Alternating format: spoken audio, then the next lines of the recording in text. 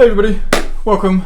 My name's Brendan and today we're going to talk about things that don't go according to plan. I'll tell you why I'm talking about this now, and I'm going to need my cup of tea to talk this through with you, is that as of midnight this morning, we in London have gone into tier 4. Now that means, unlike normally, the higher the better, the higher the worst. So we are now in what is, all intents and purposes, total lockdown, and Christmas, the plans around the 5-day travel period have gone out the window. Gone. So how are we going to cope? I'm very aware that many of us have been looking forward to Christmas for a very long time, and it was the one chance with everything that's been going on in 2020 as to get together and to be with our family. Those plans have probably been decimated, and if you were fortunate enough to get out of London prior to the lockdown deadline, well done. Not entirely sure I agree with you, but you've made your own choice. We've always got to do what we think is right. For those of us that are left and are having to pick up the pieces or kind of reassess around what we're going to do, how are you coping? It's hard. When you put your faith and your hope and you work towards something and all of a sudden the boundary gets moved at the very end, it's really easy just to think, how can this happen? Why me? What's going on? That train of thought is not helpful. And I'll tell you why. Not because you can't have your Christmas dinner and all of the trimmings with your family around the table this year, and it might be over Zoom. It's because it puts you in a bad mental state.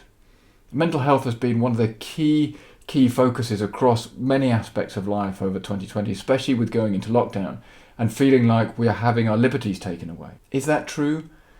It might be, but the government are trying to do what they think is right. How they've handled it, well, we can always assess that in hindsight, and hindsight I'm not sure will necessarily play well, but also they're doing the best they can. It might not feel like it, but how we respond to this is a reflection of us and our characters. I firmly believe that you should always act with integrity, and so what that really means is, are you comfortable with the actions that you take? A bit like Ben Horowitz says with the culture piece, culture is what people do when nobody's looking. When things are changing and we feel like everything is going wrong, how we react is pretty much a reflection on us. In other circumstances, when things haven't gone right, I've used an approach called the what could go wrong list. This was born out of doing my first full distance Ironman, and what it aimed to do is to say, what can you control?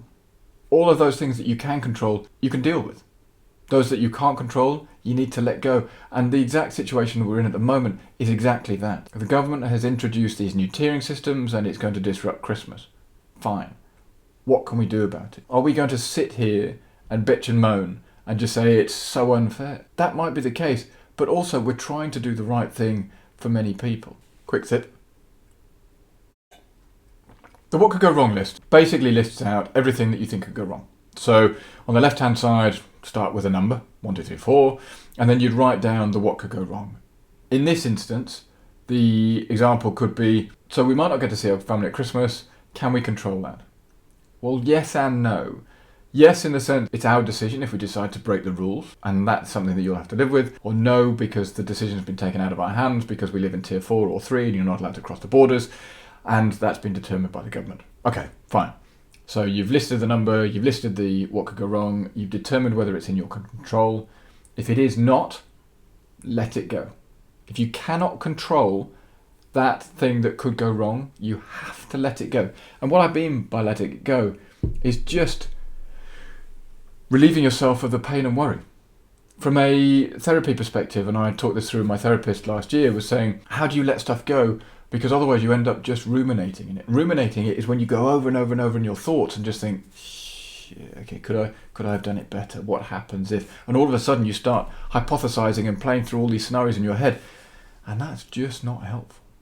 Especially when there is so much going on. You really want to be able to deal with what you can and let go of what you can't.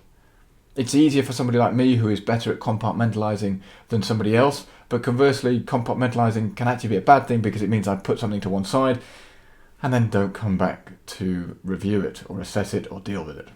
Just ask my other half about that one. Anyway, so once you've determined whether you can control it or not, let's go on to one that you can control. Okay, so if you can control it, how do you control that? What can you do? Is it a question of saying, you leave early, or you make additional plans, or that you have a test beforehand, or that you put something in place that means that it addresses that thing that could go wrong. That's how it works. So all of a sudden you build up a list and you determine what all the things that could go wrong, and then those that you can control you address, and those that you can't control you have to let go of. And all of a sudden a list that could be, I don't know, 15, 20 things long, you might actually only be able to deal with 7 of them. Now 7 is far better than 20, but those 7 still might be pretty meaty topics. Then it comes down to how we deal with it as people. Are we going to try and do it on our own, or are we going to ask others for help? The part that I'm really, really keen to emphasize is that A, we're not on our own, and B, being able to objectively look at a situation which is really, really shit is really important. Because how we deal with this is hugely important, and you know what? It will get better. As with everything that seems to go wrong and really bad, it will end. Pure and simple. It cannot go on forever. How we deal with it in the new normal is something that we'll have to come to, but it will end. And so as we look into 2021 and we start looking forward to Christmas next year, there might only be 370 odd days, so perhaps we start looking forward to that one, but let's deal with Christmas here now. How can we give ourselves the best chance of enjoying a Christmas and try not to worry about it? Those things that we can control, we need to deal with, and those that we can't, we need to let go of. Otherwise, we end up in a self-fulfilling cycle, and it's a confidence-competence loop, or it's a self-flagellation piece where you just start beating yourself up and you start saying, I'm not good enough, I can't do it, why can't I see my folks, it's unfair on me, what about everybody else?